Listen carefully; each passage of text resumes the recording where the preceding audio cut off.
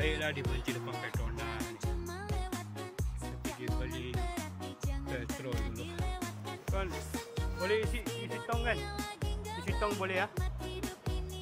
Sekarang kita boleh isi lagi tong botol air semua tak boleh isi tau. Korang kena dapatkan satu tin macam ni.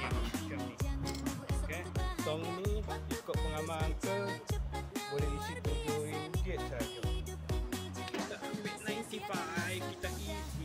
Jaga guys, kadang-kadang dia punya bau gas tu kuat. So korang kalau boleh tutup hidung tu ya. RM7 punya ni. Jadi korang mesti tengok macam mana nak buat kan. Macam mana nak tolak? Macam mana nak tolak masa minyak?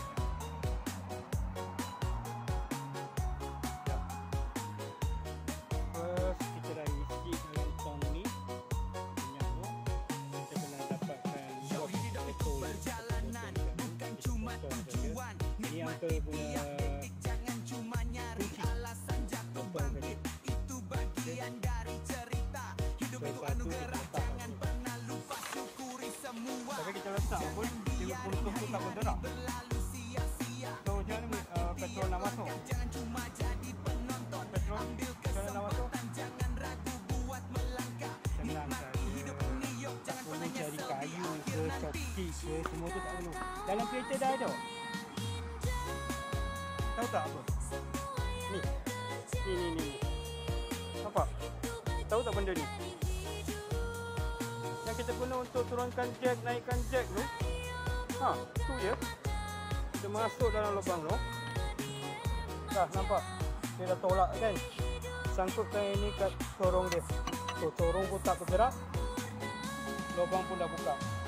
So kita sekarang boleh terus isi petrol. Sejak kita bawa lalamu ni selalu bawa tong ni ekstra. Kita pun dah tahu kan. Dan kita just buang saja.